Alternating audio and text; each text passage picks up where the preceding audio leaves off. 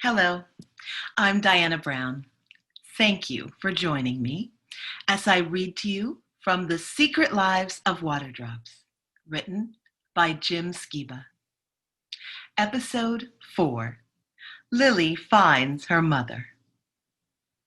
Meanwhile, Lily has brought out her wooden blocks and is continuing to build a rather large building. She tells Poppy that it is a factory where the workers make surfboards. The two girls have a giggle and then skip off to another part of the leaf, seeking new adventures. It is late in the afternoon, about 3:45 p.m., when Lily and Poppy are peering curiously over the edge of the leaf. Suddenly, a bouncy squirrel monkey scampers along the branch above them, and they boomerang off, landing in a small pond with a beautiful lily pad. Poppy helps Lily catch her breath, her hands still full with her toy bag and her teddy bear, Muffin. Poor Muffin got a little wet in the fall, and she starts to whimper. They decide to swim over to the lily pad and climb up on top to get a better view of the large white blossom. Lily wants to smell the fragrance, and although Poppy knows there won't be any scent, she decides not to say anything and make the situation worse. Water lilies are a different kind of lily, not fragrant like some lilies. As they move closer to it, they can hear the faint sound of classical music on the other side. Lily recognizes a familiar fragrance of gardenia, which was always her mother's favorite. And much to their surprise, there is Lily's mom, Heather, sitting on a small couch with three other ladies awaiting afternoon tea. Heather has not been able to gather all of the appropriate ingredients to make the cream for the scones. But thankfully, another of the ladies, Rose, has squirreled away some Devonshire cream from a cruise ship she has just been on. The other two ladies, Peony and Daisy, are simply delighted that they have a foursome for a bridge game after they have finished with their tea. At first, Lily doesn't see her mother, who is facing in the opposite direction. But as soon as she does, she yells, "Mama!"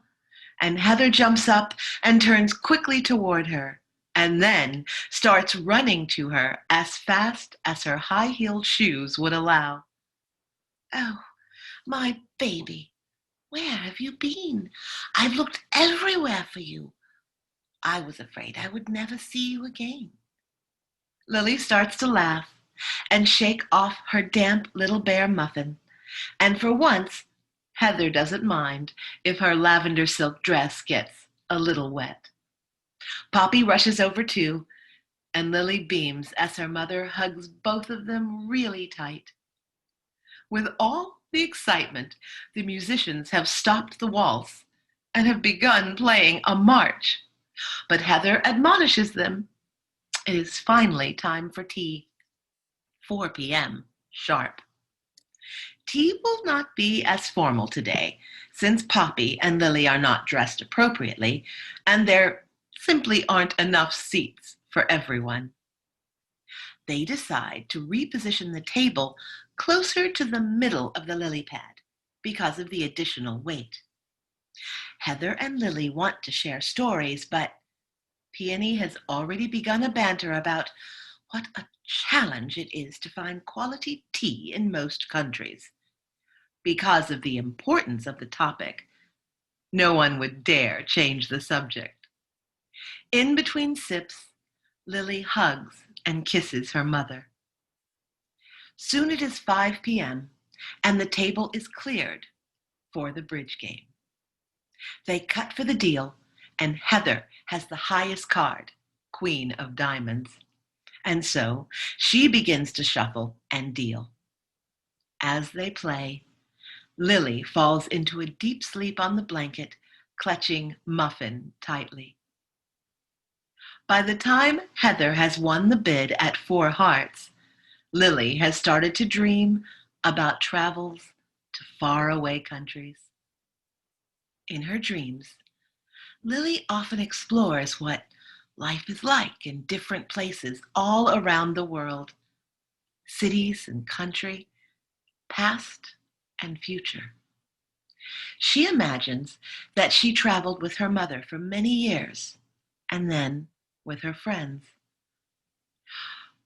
This time, she is in the middle of a dream where she is poised at the edge of Victoria Falls in Africa when she is awakened by her mother, gently shaking her and saying they must take shelter because of an upcoming storm. It may seem strange for water drops to want to avoid raindrops, but they need to protect themselves from any contamination and from disease.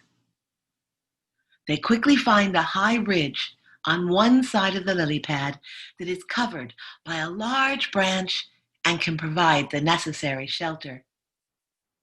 Heather and Lily and Muffin look back to see if Peony is done gathering the playing cards so she can join them, when they notice that a couple of the cards have fallen off the table and are getting wet. Suddenly, Peony slips on a card and falls backward off the lily pad into the water. In an instant, she is submerged with many other drops. Poppy is about to rush to her rescue when the wind picks up. There are simply too many ripples on the water to be able to find poor Peony. They can see dozens of cards scattered on the water's surface, and her pale green sun hat bouncing on the ripples. They all suspect that Peony must have sunken down deep since she had eaten so much at tea. Undoubtedly, Peony would be all right, but they might not see her for several days, if ever again. In a tragic end to the drama, even Peony's hat is now sinking too. Heather shudders to think of the fragility of life as a water drop.